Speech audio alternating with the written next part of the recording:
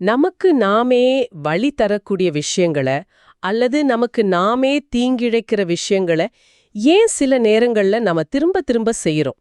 என்னைக்காவது இத நீங்க யோசிச்சிருக்கீங்களா? ம் இது ரொம்பவே ஒரு ஆழமான கேள்வி. ஏன்னா பொதுவா நாம எல்லாரும் சந்தோஷத்தை தான் தேடுறோம்னு நம்பிட்டு இருக்கோம். ஆமா, வெளிப்படையா பார்த்தா அப்படிதான் தோணும். ஆனா ஒரு உறவுல தொடர்ந்து தவறான மனிதர்களை தேர்ந்தெடுக்கிறதுல இருந்து நல்லா போயிட்டு இருக்கிற ஒரு விஷயத்த நாமே கெடுத்துக்கிறது வரைக்கும் மனித மனசுக்குள்ள ஒரு விசித்திரமான முரண்பாடு இருக்கு. அத பத்தி பேசுறது தான் இன்னைக்கு நம்மளோட இந்த ஆழ்ந்த தேடலோட முக்கியமான இலக்கு. கண்டிப்பா. சொல்லப்போனா உளவியல்ல பல வருஷங்களா விவாதிக்கப்பட்டு வர ஒரு பெரிய புதிர் இது. மனிதர்கள் அடிப்படையில சந்தோஷத்தை மட்டும் தேடுற உயிரினங்கள் கிடையாது. அப்படியா? ஆமா, வலியை நோக்கி தங்களை அறியாமலேயே ஈர்க்கப்படுற ஒரு நுட்பமான குணம் நம்ம மனசுக்குள்ள ரொம்ப ஆழமா புதைஞ்சிருக்கு. இதை நாம சும்மா மேலோட்டமா பார்க்காம கொஞ்சம் அறிவியல் பூர்வமா அணுகணும். அதுக்காகத்தான் இன்னைக்கு நாம உளவியலின் தந்தைன்னு அழைக்கப்படுற சிக்மண்ட் ஃப்ராய்ட் எழுதின பியாண்ட் த பிளெஷர் பிரின்சிபிள் அப்படிங்கிற புத்தகத்தை முழுமையா அலச போறோம். ஃப்ராய்டு தன்னோட வாழ்நாளின் பிற்பகுதியில எழுதின பல விவாதங்களை கிளப்பின புத்தகம் இது. இந்த முழு புத்தகத்துக்கும் ஒரு தெளிவான விளக்கம் கொடுக்கறது தான் நம்மளோட நோக்கம். ம், இந்த புத்தகத்தோட பின்னணியை நம்ம முதல்ல கவனிக்கணும். இதை எழுதும்போது பாத்தீங்கன்னா ஃப்ராய்டுக்கு வயசு 64. ஓ, 64 வயசுலயா? ஆமா. பொதுவா ஒரு சிந்தனையாளர் அந்த வயசுல தான் ஏற்கனவே உருவாக்குன கோட்பாடுகளை தான் பாதுகாப்பாரு. ஆனா உளவியல் நிபுணர் கிரிகோரி ஜில்போர்க் தன்னோட முன்னுரையில சொல்ற மாதிரி ஃப்ராய்டு ஒரு போராளி மாதிரி செயல்பட்டிருக்காரு. அதாவது தன்னோட சொந்த கருத்துக்களையே அவர் சந்தேகிக்க ஆரம்பிச்சிட்டாரு, அப்படித்தானே? சரியா சொன்னீங்க. தன்னோட சொந்த தத்துவங்களையே கேள்வி கேட்டு ரொம்ப ஆக்ரோஷமான நடையில புதிய தத்துவங்களை இதுல முன்வைக்கிறாரு. அவர் தன்னோட சொந்த கோட்பாட்டையே கேள்வி கேட்கிறாருன்னா முதல்ல அவர் எதை நம்பினாரு அப்படிங்கறத நம்ம தெரிஞ்சுக்கணும் இல்லையா? ஃப்ராய்டு இந்த உலகத்துக்கு முன்வச்ச அந்த பழமார்க்க கருத்து தான் இன்ப கோட்பாடு, அதாவது பிளஷர் பிரின்சிபல். ஆமா, அந்த இன்ப கோட்பாடு. மனித மனம் எப்போதுமே பதற்றத்தை தவிர்த்து ஒரு நிலையான அமைதியை அல்லது இன்பத்தை தேடிதான் பயணிக்குது அப்படிங்கறது அந்த கருத்து. சரியா சொன்னீங்க. ஆனா அந்த இன்ப கோட்பாடு அப்படிங்கிறது வெறுமனே நாம சந்தோஷமா இருக்கிறது பத்தினது மட்டும் இல்ல. அது அடிப்படையில பாத்தீங்கன்னா உயிரியல் மற்றும் இயற்பியல் சார்ந்தது. இயற்பியல் சார்ந்ததா? அது எப்படி? அதாவது ஃபெக்கினர் அப்படிங்கிற ஒரு அறிஞரோட ஸ்திரத்தன்மைக்கான நாட்டம், டெண்டன்சி டுவார்ட்ஸ் ஸ்டெபிலிட்டி அப்படிங்கிற கருத்தை ஃப்ராய்டு இங்க பயன்படுத்துறாரு.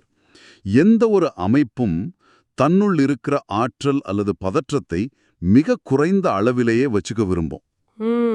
புரியுது. மனித மூளைக்குள்ள ஒரு நரம்பியல் பதற்றம் உருவாகும்போது மனசு அதை வலியாகவோ அல்லது விரும்பத்தகாத ஒன்னாகவோ உணருது. அந்த பதற்றம் குறையும் போது அதை இன்பமா உணருது. ஓ, இதை யோசிக்கும் போது எனக்கு ஒரு விஷயம் தோணுது. ஒருவேளை இத நாம இப்படி புரிஞ்சுக்கலாமா? இப்போ ஒரு ரூம்ல இருக்கிற ஏசி தெர்மோஸ்டாட் கருவியை எடுத்துப்போம். சரி. ரூமோட டெம்பரேச்சர் அதிகமாகும்போது, அதாவது அங்க ஒரு பதற்றம் கூடும்போது, அந்த தெர்மோஸ்டாட் தானா ஆனாகி ரூம குளிர்ச்சியாக்கி பழையபடி ஒரு சமநிலையை கொண்டு வருது இல்லையா? அதுபோலதான் மனித மனசும் தனக்குள்ள ஏற்படுற பதற்றத்தை குறைச்சி ஒரு சமநிலையை தேடுதா? ரொம்ப அருமையான உதாரணம். அந்த ஏசி தெர்மோஸ்டாட் போலதான் மனசும் அந்த சமநிலையை தேடுது. ஆனா நாம வாழ்ற இந்த யதார்த்த உலகம் அவ்வளவு எளிமையானது கிடையாது. ஆமா, அது உண்மைதான். நாம நடிச்ச நேரத்துலலாம் அந்த தெர்மோஸ்டாட்டை வேலை செய்ய விடாம வெளி உலகம் தடுக்குது. இங்கதான் அந்த இன்ஃபேக்ட் கோட்பாடு யதார்த்த கோட்பாடா மாறுது. அதாவது ரியாலிட்டி பிரின்சிபலா மாறுது. நீண்டகால பலனுக்காகவோ அல்லது வெளி உலகத்துல பாதுகாப்பா பிழைச்சிருக்கிறதுக்காகவோ மனசு தற்காலிக இன்பங்களை தள்ளி போடுது. ஒரு நிமிஷம், இந்த இடத்துல எனக்கு ஒரு பெரிய சந்தேகம் வருது. மனசோட அடிப்படை வேலை அந்த தெர்மோஸ்டாட் போல பதற்றத்தை குறைச்சு இன்பத்தை தேடுறது தான் அப்படின்னா, ஏன் நம்ம வாழ்வுல நம்ம இவ்ளோ நரம்பியல் ரீதியான அழுத்தங்களையும் தேவையில்லாத மன உளைச்சல்களையும் சந்திக்கிறோம்? நாமே ஏன் அந்த சூட்டை ஏத்திக்கிறோம்? அங்கதான் மனித மனசோட சிக்கலான அமைப்பு வேலை செய்யுது. ஃப்ராய்டு இத அடக்குமுறை, அதாவது ரிப்ரெஷன் அப்படிங்கிற கருத்தோட விளக்குறாரு. மனிதனுக்குள்ள பல வகையான ஆசைகளும் உள்ளுணர்வுகளும் உருவாகுது. ஆனா அதுல பல விஷயங்கள் இந்த சமூகத்துக்கும் நம்மளோட தார்மீக யதார்த்தத்துக்கும் முற்றிலும் எதிரானதா இருக்கும். அப்போ மனிதனோட ஈகோ என்ன செய்யுது?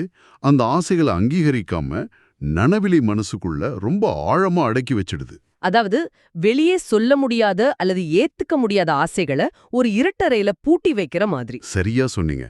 ஆனா அந்த இருட்டறையில பூட்டப்பட்ட ஆசைகள் அங்கேயே அமைதியா அழிஞ்சு போறது கிடையாது. அது தொடர்ந்து வெளியே வர துடிக்குது. ஏதோ ஒரு வழியில அந்த அடக்கப்பட்ட ஆசைகள் தங்களோட திருப்தியை தேடி நனவு நிலைக்கு வரும்போது மனித மனம் அதை இன்பமா உணர்றதில்ல. ஓ, இன்பமா உணர்றது இல்லையா? பின்ன எப்படி உணருது? மாறாக அதை ஒரு மிகப்பெரிய வலியாகவோ பதற்றமாகவோ தான் உணருது. ஏன்னா அது யதார்த்தத்துக்கு மிகப்பெரிய ஆபத்துன்னு ஈகோ நம்புது. அதனால மனசோட ஒரு பகுதிக்கு இன்பமா இருக்கிறது ஈகோவோட பார்வையில வலியா உருமாறுது. அப்போ இன்பக் கோட்பாடு அப்படிங்கிறது நாம நினைக்கிற மாதிரி அத்தனை நேரடியானது கிடையாது. மனசுக்குள்ளேயே நடக்கிற ஒரு பெரிய போர் அது. சரி, இதையெல்லாம் ஃப்ராய்டு முன்பே ஓரளவுக்கு யோசிச்சிருந்தாரு. ஆனா இன்பக் கோட்பாட்டுக்கே சவால் விடுற வகையில அவர் புதுசா கவனிச்ச விஷயங்கள்ல இருந்து தான் இந்த புத்தகத்தோட உண்மையான பயணமே தொடங்குது இல்லையா? ஆமா, இன்பத்தை தேடுற மனசோட எல்லைகளை தாண்டி சில முரண்பாடுகள் நடக்கிறத ஃப்ராய்டு தன் நோயாளிகள் கிட்ட கவனிக்கிறாரு. அதுல மிக முக்கியமானது முதல் உலகப் போர்ல இருந்து திரும்பி வந்த ராணுவ வீரர்களோட கனவுகள். கனவுகளா? கனவுகள்னா நம்மளோட நிறைவேறாத ஆசைகளோட கற்பனை வெளிப்பாடுன்னு தானே அது வரைக்கும் ஃப்ராய்ட் சொல்லியிருந்தாரு. அதுல என்ன முரண்பாடு வந்துற போது? சாதாரண கனவுகள்ல நீங்க சொல்றது உண்மைதான். ஆனா இந்த ராணுவ வீரர்களோட கனவுகள் அப்படி இல்ல. அவங்க சந்திச்ச அந்த மிக கொடூரமான விபத்தை, குண்டு வெடிப்ப, தங்களோட சக வீரர்கள் இறந்த அந்த மரண பயத்தை திரும்ப திரும்ப அவங்க கனவுகள்ல அவங்க கண்டாங்க. அட கடவுளே! ஒவ்வொரு முறையும் அவங்க பயந்து வியர்த்து கத்திக்கிட்டு தான் எழுந்தாங்க. இன்பத்தை தேடுற மனசு ஏன் எந்த விதமான ஆசை நிறைவேற்றமும் இல்லாத தனக்குத்தானே சித்திரவதையை தர்ற ஒரு காட்சியை திரும்ப திரும்ப திரையிட்டு பார்க்கணும். இது இன்பக் கோட்பாட்டுக்கு முற்றிலும் எதிரானது. பாத்தீங்கன்னா, இத நீங்க சொல்லும்போது எனக்கு ஒரு பழைய ஆடியோ ரெக்கார்டு எப்படி செயல்படும் அப்படிங்கிறது தான் நினைவுக்கு வருது. ஒரு பாட்ட கேட்கறது இன்பம்தான். ஆனா அந்த ரெக்கார்ட்ல ஒரு பெரிய கீறல் விழுந்துட்டா என்ன ஆகும்? பாட்டு முழுமையா ஓடாது. ஆமா, அந்த ஊசி பாட்டோட மிக மோசமான காத கிழிக்கிற பகுதியிலேயே சிக்கிக்கிட்டு நகர முடியாம அதே சத்தத்தை திரும்ப திரும்ப ஒலிக்கிற மாதிரி இது இருக்கு. இது மூளைக்கு எந்த இன்பத்தையும் தராதே. அந்த ஊசி ஏன் அந்த மோசமான இடத்திலே சிக்கிக்குது அப்படிங்கிறது தான் ஃப்ராய்டு ஆராய தொடங்கினாரு. மூளை ஏன் அந்த அதிர்ச்சியிலிருந்து தப்பிக்காம அதையே சுத்திட்டு இருக்கு. இதே மாதிரி இன்னொரு முரண்பாட்டையும் அவர் ஒரு சிறு குழந்தையோட விளையாட்டுல கண்டுபிடிக்கிறார். குழந்தைகளா? பொதுவா குழந்தைங்க எப்போதுமே தங்களோட மகிழ்ச்சிக்காக மட்டும்தானே விளையாடுவாங்க. அதுல எப்படி வலி இருக்க முடியும்? 1.5 வயசுள்ள ஒரு சிறுவனோட விளையாட்டை ஃப்ராய்டு ரொம்ப கூர்ந்து கவனிக்கிறார். அந்த சிறுவன் தன்னுகிட்ட இருக்கிற ஒரு மரப்பொம்மைய கட்டிலுக்கு அடியில தூக்கி போட்டுட்டு ஓன்னு கத்துறான். அதாவது ஜெர்மன் மொழியில பார்ட், போய்விட்டதுன்னு அர்த்தம். சரி. பிறகு அதோட கட்டப்பட்டிருக்கிற நூலை பிடிச்சு இழுத்து அந்த பொம்மைய மறுபடியும் எடுத்து அதாவது டா வந்து விட்டதுன்னு சொல்லி சந்தோஷப்படுறான். இதையே அவன் சலிக்காம திரும்ப திரும்ப செய்றான். தன்னை கண்ணாடியில மறைச்சுக்கிட்டு காணவில்லைன்னு விளையாடுறதையும் ஃப்ராய்டு சுட்டி காட்டுறாரு. ஆனா இது சாதாரண விளையாட்டு தானே. நாம எல்லாரும் குழந்தைகள் கிட்ட இதை செஞ்சிருக்கோமே. மேலோட்டமா பார்த்தா இது வெறும் விளையாட்டு தான். ஆனா உளவியல் ரீதியா அந்த பொம்மை வேறு யாரும் இல்ல. அது அந்த சிறுவனோட தாயின் குறியீடு. ஓ, தாயின் குறியீடா? ஆமா, அந்த சிறுவனுக்கு தன் தாயினா அத்தனை உயிர். ஆனா தாய் அடிக்கடி அவனை விட்டு வெளியே போக வேண்டிய கட்டாயம் இருந்துச்சு. தன் தாய் தன்னை விட்டு பிரிஞ்சு போற அந்த வலியையும் அதிர்ச்சியும் தான் அந்த குழந்தை இப்படி ஒரு விளையாட்டா மாத்திருந்தது. ஒரு நிமிஷம் இருங்க, இது எனக்கு இன்னும் சரியா புடிபடல. தனக்கு ரொம்ப பிடிச்ச தாய் தன்னை விட்டு பிரிஞ்சு போறது அப்படிங்கிறது ஒரு குழந்தைக்கு மிகப்பெரிய துயரம். அந்த துயரமான நிகழ்வை ஏன் ஒரு விளையாட்டை திரும்ப திரும்ப அரங்கேற்றி பார்க்கணும்? வலிய மறக்கதானே குழந்தைங்க வேற ஏதாவது விளையாடி கவனத்தை திருப்புவாங்க. அதுதான் ஃப்ராய்டோட மிக கூர்மையான பார்வை.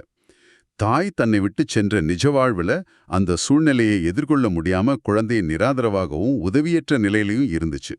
பாசிவா இருந்துச்சு. ஆமா, தன் கட்டுப்பாட்டுல எதுவும் இல்ல அப்படிங்கிற அந்த உணர்வு ஈகோவுக்கு மிகப்பெரிய வலியை தரக்கூடியது. ஆனா அதையே ஒரு விளையாட்டா மாத்தும்போது அந்த பிரிவை தானே உருவாக்குற ஒரு கட்டுப்பாட்டை, ஒரு ஆக்டிவ் கண்ட்ரோல்ல குழந்தை பெறுது.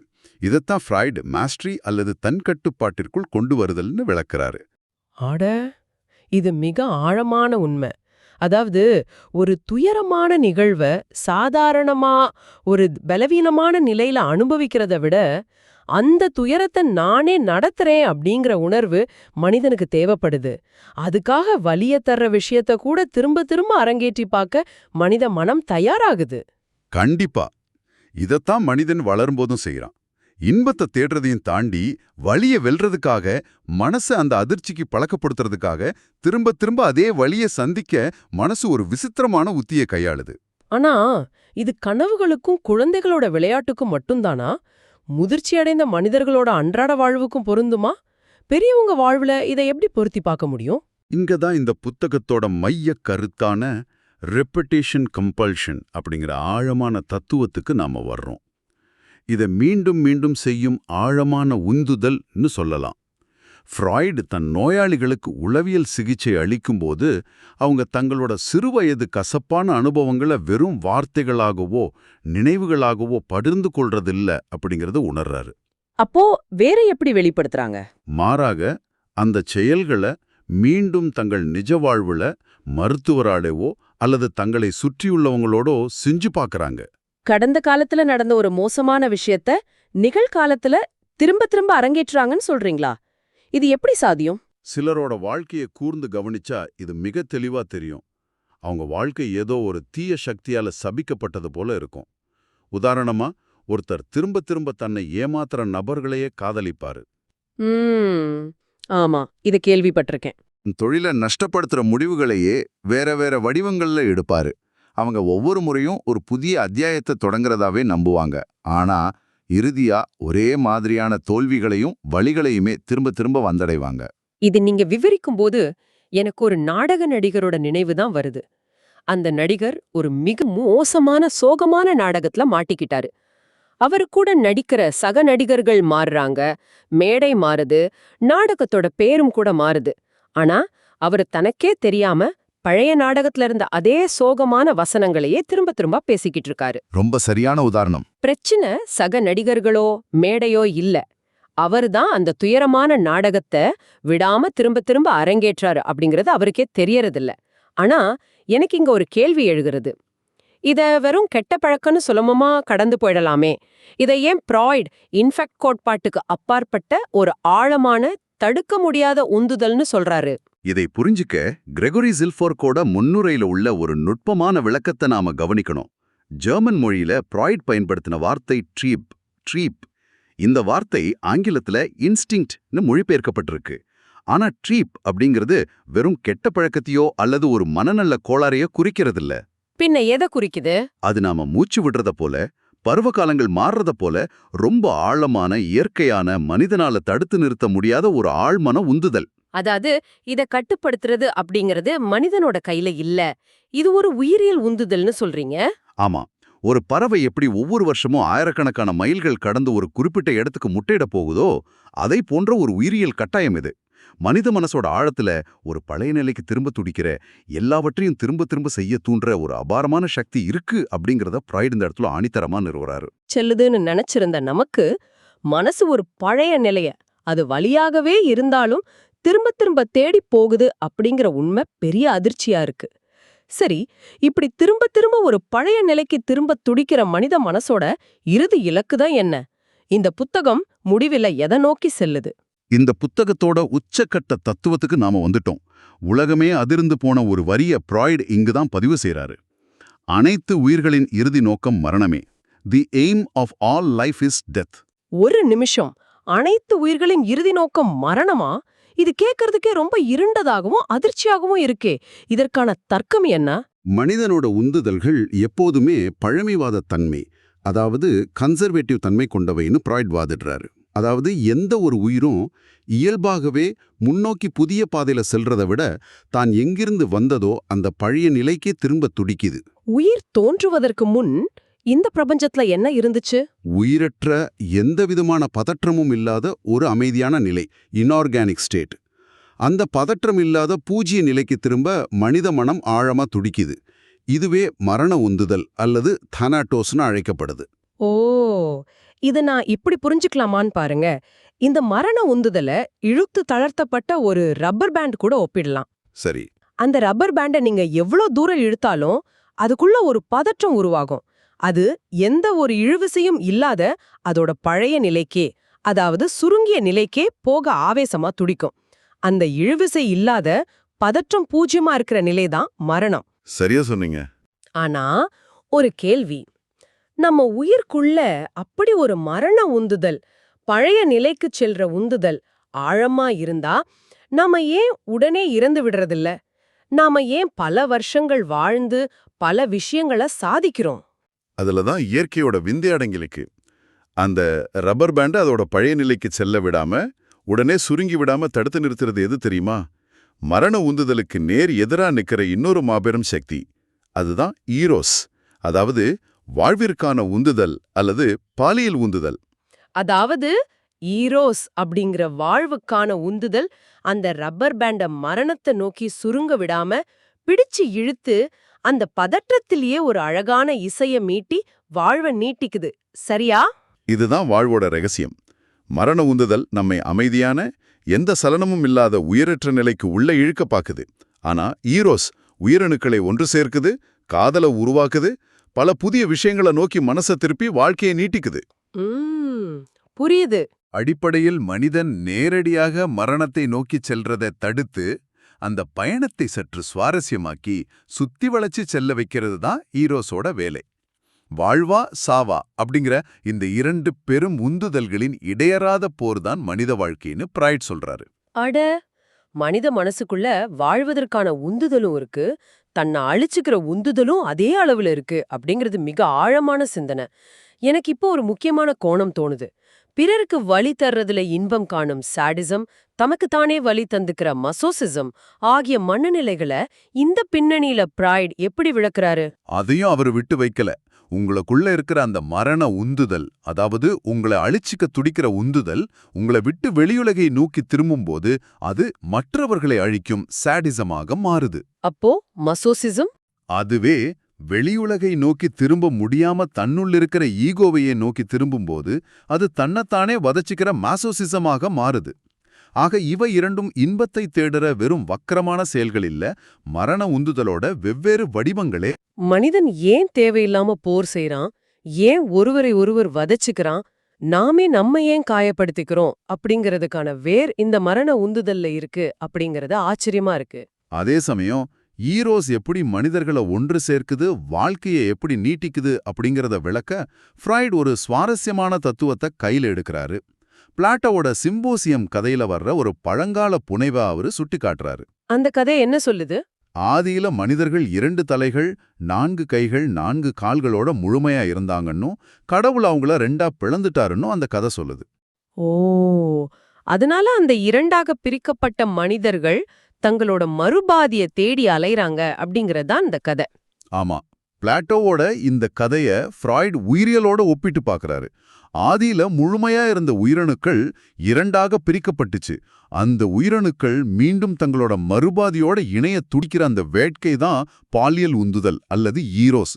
இதுதான் பிரிந்த உயிரணுக்களை ஒன்று சேர்த்து வாழ்க்கையை முன்னெடுத்து செல்லுது. எவ்வளவு அற்புதமான ஒரு பார்வை பாருங்க. ஒரு பக்கமும் அமைதியை தேடி மரணத்தை நோக்கிய பயணம், மறுபக்கம் வாழ்க்கையை நீட்டிக்கிற காதல் அல்லது ஈரோஸ். இந்த 2 குதிரைகளும் எதிரெதிர் திசையில இழுக்கிற ரதத்துல தான் மனித மனம் பயணிச்சுக்கிட்டு இருக்கு. மனசு இன்பத்தை மட்டும்தான் தேடுது அப்படிங்கிற மேலோட்டமான தத்துவத்தை உடைச்சு இன்பத்துக்கு அப்பால் மரணத்தையும் அமைதியும் தேடுற ஒரு இருண்ட ஆழமான உலகத்தை ஃப்ராய்டு நமக்கு வெளிச்சம் போட்டு காட்டியிருக்காரு. உண்மைதான். ஒரு உளவியல் நிபுணரா தன் பயணத்தை தொடங்கின ஃப்ராய்டு இந்த புத்தகத்தோட முடிவுல வாழ்க்கையின் ஆதி அந்தத்தை ஆராயும் ஒரு தத்துவஞானியாவே மாறிட்டாரு. உண்மையிலேயே இது மனசு புரட்டி போடுற ஒரு ஆழ்ந்த தேடல். இந்த விவாதத்தோட முடிவுல உங்களுக்காக ஒரு ஆழமான சிந்தனையை நான் முன்வைக்க விரும்புறேன். நாம எல்லாரும் வாழ்வுல ஓடி ஓடி தேடுற அந்த உச்சக்கட்ட அமைதி, எந்த பதற்றமும் இல்லாத அந்த நிர்வாண நிலை அப்படிங்கிறது உண்மையிலேயே மரண உந்துதலோட ஒரு மறு உருவம் தானா? நம்மளோட இன்பக் கோட்பாடு கூட பதற்றத்தை பூஜ்யமாக்குற மரண உந்துதலுக்குத்தான் ரகசியமா சேவை செய்யுதா அப்படின்னு யோசிச்சு பாருங்க. இவ்ளோ நேரம் கேட்டதுக்கு ரொம்ப நன்றி. இந்த Tamil voice reads channel monetisation இல்லாம தான் நடக்குது. இந்த ஆடியோ புத்தகம் உங்களுக்கு பயன் தருதுன்னு நினைச்சா இந்த முயற்சி தொடர்ந்து போக உங்க ஆதரவும் மிகவும் உதவும். என்னுடைய இந்த முயற்சிக்கு நன்கொடை அளிக்க விருப்பம் இருந்தால் டிஸ்கிரிப்ஷன்ல கொடுக்கப்பட்டுள்ள UPI ID மூலம் வழங்கலாம். உங்களால் முடிந்த அளவு போதும். சிறிய ஆதரவும் பெரிய உதவிதான். இந்த வீடியோ உங்களுக்கு பயனுள்ளதா இருந்தால் சப்ஸ்கிரைப் பண்ணுங்க, மற்றவர்களுக்கும் பகிர்ந்து கொள்ளுங்கள். இந்த கருத்துக்கள் அவர்களுக்கும் தேவையாக இருக்கலாம். லைக் பண்ணுங்க, உங்க கருத்துக்களை கமெண்ட்ல பகிருங்க. மனப்பூர்வமான நன்றி.